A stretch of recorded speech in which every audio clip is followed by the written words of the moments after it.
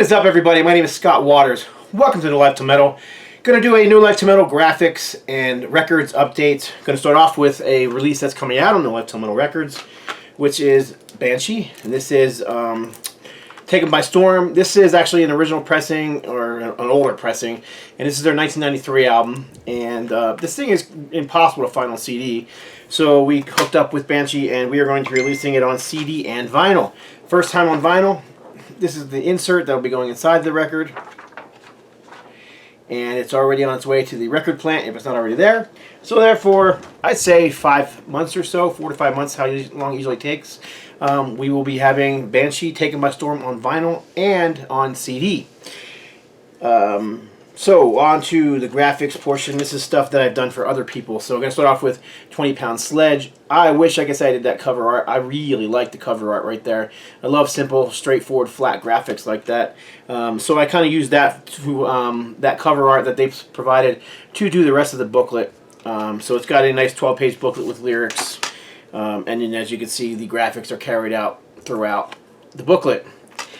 And then here is the back of the tray, and as well we did a button, a square button for that that went free to pre-orders. And as far as I know, you can still get the button when you buy the CD from Rox Productions or roxrecords.com. So then as well we did this is XL and DBD. And this is Death Before Dishonor. And his first album came out in, I believe, it was 1993. And that album was called Sodom in America. And it's a kind of a rap. I always want to say rapcore, but it's not rapcore. There's no core about it. There's no punk or hardcore or new metal. It is mostly just straightforward heavy metal, thrash, hard rock with a rapper. And he's been doing it for a long time. This is an album he did a couple years ago. He did a crowdfunder for it. Crowdfunders were given digital files or a CDR in a paper envelope. This particular album has never been out in this form before. So you've got actually 2 albums on here, Offensive Truth Volume 1 and Offensive Truth Volume 2. And you can see both covers, front and back. The Volume 1 is the color, Volume 2 is the black and white version of it. And it's got both albums in here. And again, I did not do this cover art. This was supplied by the band, but I used that cover, I used that art to kind of, you know, do the layout for the book. And this is a fat book. I believe this thing is like, I don't know, 24 pages or something like that. Because there's just a lot of lyrics, man. He's rapping, so there's just a lot of lyrics. And there's also a lot of songs on this thing. So it's 2 CDs, and it's got the entire Volume 1 and Volume 2 albums on here. And 4 newer songs that were never even released back then. So this is there's a lot of music on this thing. If you like that old school rap meets metal vibe, you might dig XL and DBD. This is on Rox Records, and again we did a button for that one as well, just like the 20-pound Sledge. And interesting enough, the 20-pound Sledge album is I think this is their second album that they did, but XL from XL and DBD is actually the vocalist on here as well, and he does more singing than he does rapping on here. But 20-pound Sledge is more of a I don't know, hard rock, heavy metal band in the vein of like Disturbed, Seven Dust, that kind of thing. So if you like that kind of newer, you know, almost groove-based metal, that's what 20-pound Sledge is. And again, this is on Rox Records as well. Alright, and then test pressing. It's got lots of test pressings here. This is BioGenesis. This is the Black Widow. This is number 12 in the Rox Underground series and the last of the Rox Underground series. So there are 12 total in this series, and this is the last one. This is actually an expanded version of BioGenesis Black Widow. It has 6 songs on the vinyl. There'll be 6 songs. If you buy the record, it comes with a free CD version, which will have 7 songs on it.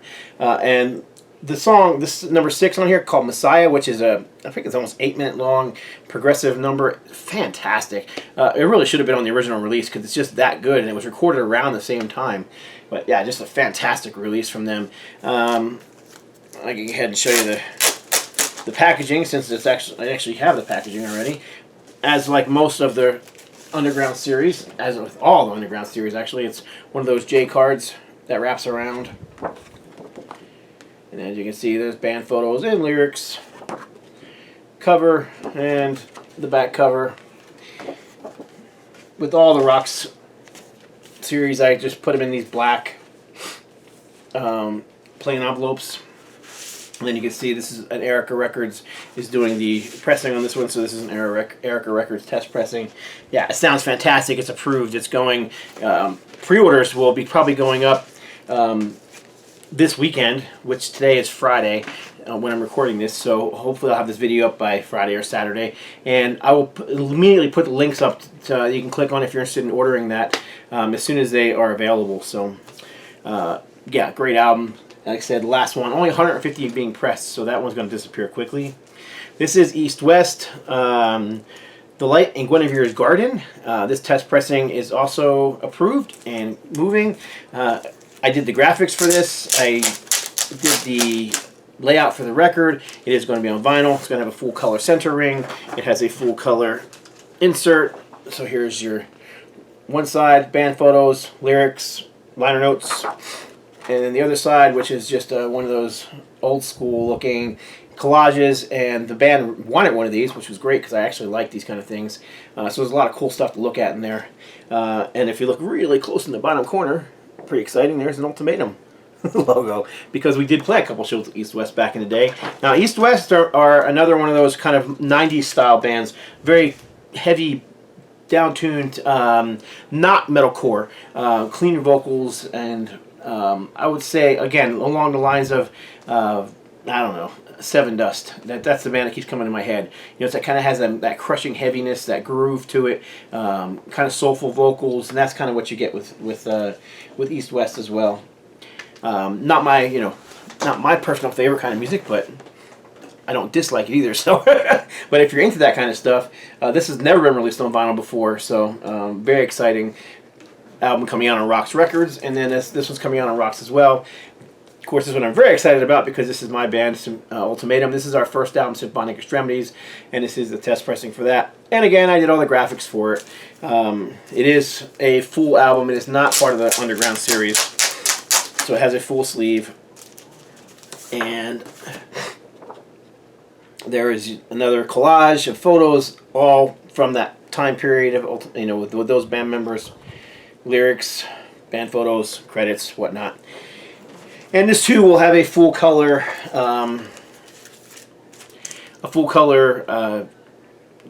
cover and inserts, and center rings will all be custom in full color. And this will be released on green vinyl, but only a very limited pressing in green vinyl. Basically, they're going to sell out the green vinyl and pre-orders, and so if you don't get in on the pre-order, you won't get a colored vinyl. The black vinyl, they're going to be doing, I think, 200 of them, and I think there's either 50 or 75 green vinyl only. So Rocks was calling it puke green. I'm calling it nuclear green. I'm not sure where the puke came from. Nuclear seems to go better with the mushroom cloud picture. Whatever. It's a you know, very thrash metal looking green, but actually this album really isn't thrash metal. There are some thrash metal influences, but Ultimatum's first album is more straightforward heavy metal. In fact, this album is actually not an album.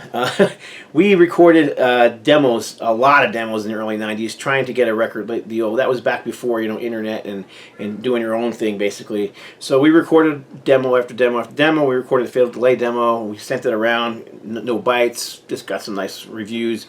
We sold that one to fans, but we didn't really like it, so we stopped selling it. So we ended up having, like, you know, I think we ordered 500 cassettes. So we like had 200 cassettes or whatever we had left after selling them to people, and we just never sold any more because we weren't really happy with it. So on the next demo, we decided, let's not sell it to fans. Let's just record the demo, and we recorded 5 or 6 songs. We made like 50 copies. We sent them to a handful of magazines for review, but mostly we sent them to record companies like Metal Blade and just any record label we could think of. We sent it. Again, the second demo, which we called Ultimatum's Symphonic Extremities by Ultimatum, was the actual title. I think it had 5 songs on it, and that again, we got lots of nice reviews from it, but we didn't get any bites from record labels. So then we recorded another demo, another 5 songs after that, which is probably in the, see, 94 was the first demo, end of 94, 95 was the second demo, and we ended up putting those 2 demos together, the 94, 95 demo, and calling it Symphonic Extremities. And we released it ourselves on cassette tape. And this one we did sell publicly. We pressed 1,000 tapes, and by that time we were, had been in magazines, and people were starting to know who we were. So 1,000 tape copies were gone in no time. Plus we were playing a lot of shows, and ended up getting picked up by a little label called Jukebox Media. What we wanted to happen was we wanted those demos to all be re-recorded in a proper studio and, with a proper producer, but it just didn't happen. That little label didn't have the money for it, and the label interest we had from another label, which I'll leave that label's name off, would have put us into debt forever. So we decided not to go with that. It was a bigger label, more well-known label, but the contract basically stated that, we recorded the album, the music was theirs for a certain amount of time. I can't remember if it was 10 or 20 years, and they would pay the studio costs, they would pay all these different costs, advertising, everything else. If they weren't happy with the final album, and they could shelve the album and never release it, and we were still responsible for paying back the loan or whatever it was, the money that they put towards the album. So we decided, yeah. There was nothing in that was looking positive to us, so we didn't sign with that bigger label, so we went with a smaller label. Unfortunately, that meant we couldn't re-record the album, so basically Symphonic Extremities is a collection of demos. 2 demos plus 1 extra song that we recorded in 1996, and then the album came out in, I think it was 1997, 98 on CD, on Jukebox Media. They pressed up a couple thousand copies. That's when CDs were popular in the 90s. Might have even been 5,000. I can't remember what they did, but they pressed up a bunch of CDs. Excuse me, and then it went into a second pressing, and so it sold really well for the band. Anyhow, I can talk about that one forever because I have so much involvement in it. It was later picked up by Retroactive Records, who you probably know that I do graphics for, and that's kind of how I hooked up with them. We recorded Into the Pit for Retroactive Records, and they later re-released this album. I think they put out 4,000 CDs more of that album back then, and so now it's being released again. This time it's being released on vinyl, and that's it. There's not going to be another CD pressing of it, because you can still get the CDs fairly inexpensively on Amazon and eBay and Boone's Overstock and all those different stores that I recommended in the past. So there you go, Symphonic Extremities. This is the test pressing.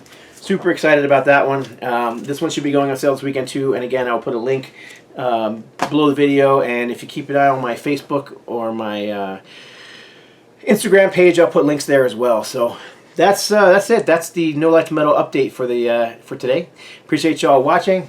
God bless. Stay strong.